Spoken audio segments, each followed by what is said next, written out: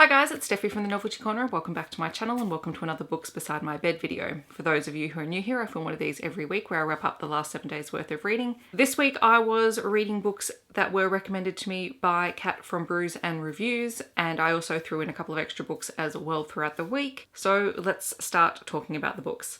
So along with reading books that Kat recommended, I also read a few books for the start of the weekend smuttathon because I could. This is my reading week from the 19th until the 25th of April. I read 10 books this week. I read a total of 2,712 pages and my yearly reading total is up to 145 books. The first book that I read this week was The Book of M by Sheppard. This is a 2018 release from Harper Voyager. I gave it 3.5 out of 5 stars. This was the first book recommended to me by Kat, and it is a dystopian pandemic story, so very appropriate for the times. And the basic premise is that one day in the middle of a market in India, a man's shadow disappears. And at first this is, seen as a strange phenomenon and they don't really know what to do with it until the man then begins to lose his memories, and then other people lose their shadows and they also begin to lose their memories. Then we flash forward 2 years into the future and we follow the main character Ori and his wife Max. They've lived together in this abandoned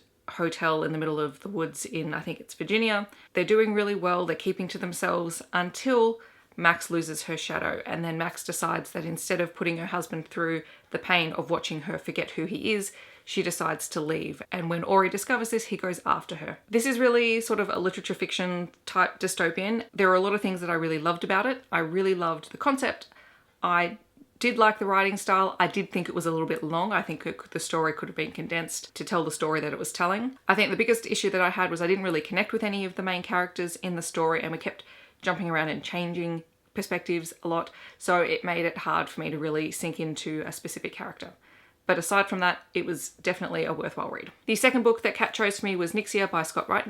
This is a young adult science fiction story. It is the first book in the Nixia triad and it was published in 2017 by Penguin, and I gave this one 3.5 out of 5 stars as well. I'm notoriously picky with my young adult science fiction, so 3.5 is a really good rating for me with YA sci-fi. It tends to be a lot more hit and miss with me. We follow Emmett, who is a teenager who comes from a poorer family who is sort of plucked off the streets and thrust into this space program because a human corporation has discovered a planet that is very Earth-like and has a mineral that is very valuable. They've made contact with the native inhabitants of the planet and they don't particularly like adults, but they like kids. So they've decided to recruit a whole bunch of teenagers to do their job for them on this year-long journey through space in order to get to this new planet called Babel. They train these teenagers, but it's pretty much like the Hunger Games in that it's a fight to earn your position on the team. Of the 10 teams that are chosen, only 8 will be selected. There was that element of competitiveness going through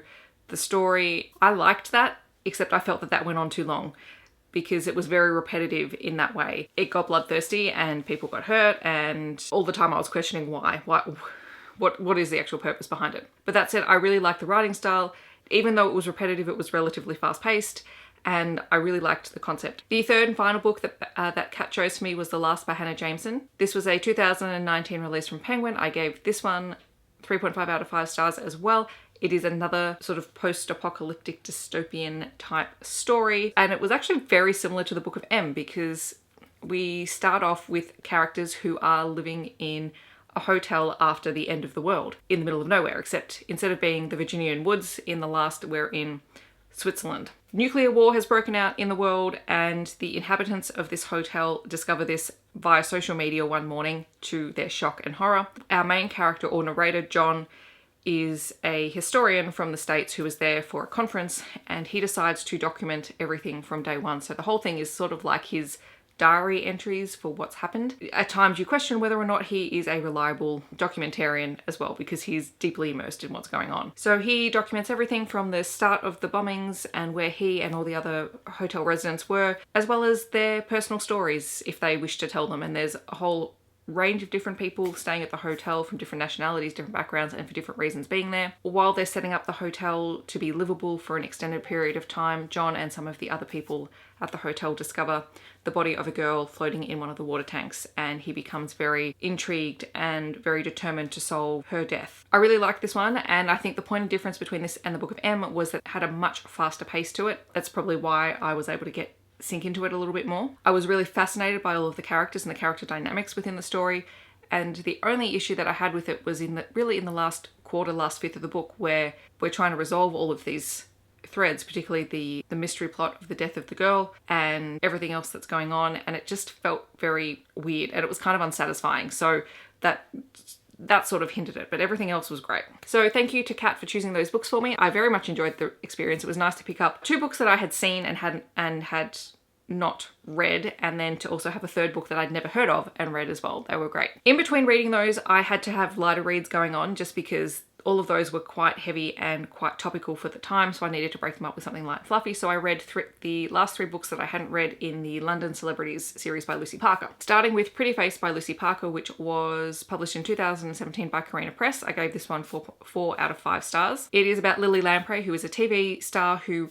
is really quite desperate to break out into the London theatre stage scene, and she's really been hindered by the reputation she has as a TV actress and the role that she is currently cast in. She takes a shot at a role in Luke Savage's new production, and this new production is going to be taking place in the theatre that he's currently renovating, so it is a big deal for him and for London. And despite some initial reservations that Luke has about Lily, he does cast her, and she goes through the process of a lot of training to be on the stage. Eventually they have a romance, and it's really kind of sweet. So I really liked this one. It was fun, it was light, it was easy to read. It's what I needed. Book 3 is Making Up, and this was published in 2018 by Karina Press. I gave this one 4 out of 5 stars. This one follows one of Lily's best friends, Trix, who is also a stage performer, but she performs in a sort of musical / burlesque type show called The Festival of Masks. Trix has sort of this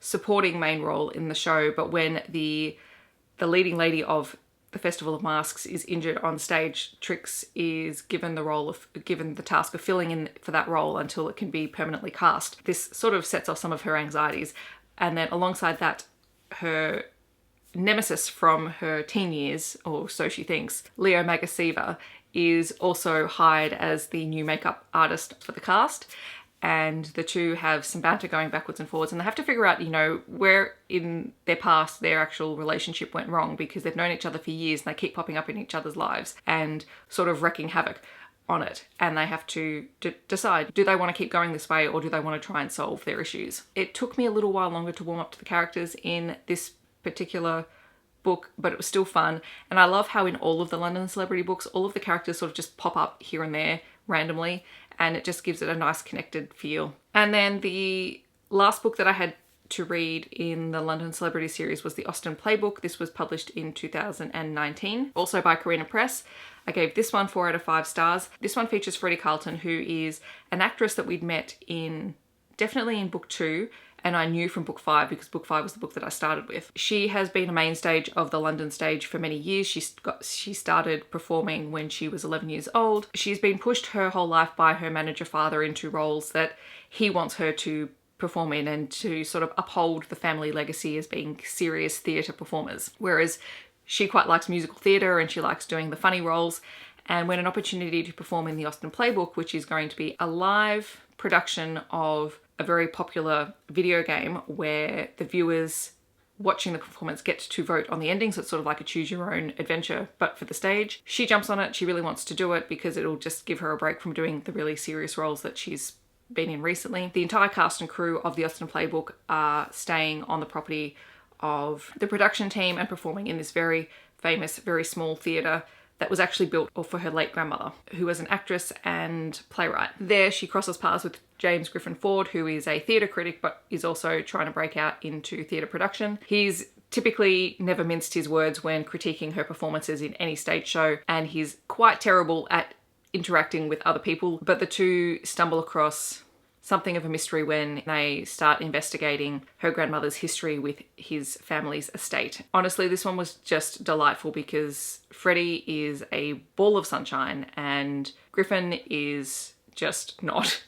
And so it's really nice to see the dynamic that came from the two of them. I did read The Year the Maps Changed by Danielle Binks. This is an Australian middle grade book that is being released this week. I'm not going to talk about it in this video. I will have a separate video for this coming up on the 2nd of May as I'm part of the blog tour for it. I loved it. I gave it 5 out of 5 stars. I can't wait to talk about it in that video. I also read His Hidden Obsession by Jessa Kane for Smuttathon.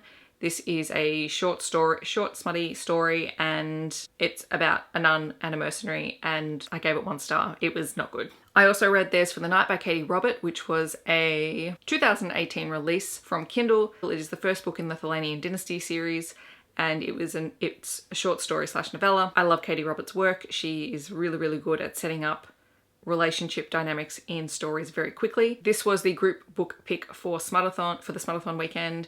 It is an MMF romance between Meg, who is a bartender in New York. It's her birthday. She's convinced to go out for drinks and dancing on her birthday by one of her friends, and there she crosses paths with Theo and Galen, who are 2 men that catch her eye straight away. They ask her to dance, they have a drink with her, and then they take her home, and basically that's the story. But we know that there is something going on with Theo because Galen is very much like a bodyguard to him, and it's not till sort of the end of the book that we discover who he is, and this leads into a full-length novel, which I'm also planning on reading because I was quite interested by the dynamic between all of the characters. So stay tuned, you might hear about that very soon. And the final book that I read this week, or really listened to because it was an audiobook on a podcast, was General Joe by Alexa Riley. This is a 2020 release from Read Me Romance. It is the 2nd story in the Magnolia Ridge books. I gave it 3 stars. It wasn't very long, so there's not a lot in it. It's the story of Kayla, who's loved Joe her entire life. Joe is a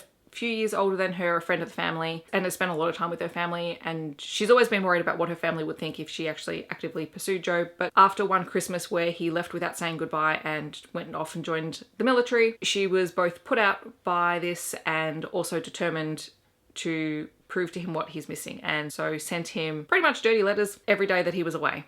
And now he's back in town, and she's it's almost deer in the headlights. She doesn't really know what to do and whether or not she can face up to her actions. It was just sort of this funny little chase story between these 2 characters, and it was fun. It's really interesting. I've only listened to a few stories from Read Me Romance, but it's great because it's just something to put on in the background. So that is everything that I read this week. This upcoming week, I'm doing my Read Digital Challenge, so stay tuned for that. I'm really looking forward to it. There's some really great books that I'm looking forward to picking up and reading. In the comments, let me know if you have read any of these books or if you're planning on reading them. Otherwise, I hope that wherever you are in the world, you're having a wonderful day, and I'll catch you guys in my next video. Thanks so much for watching.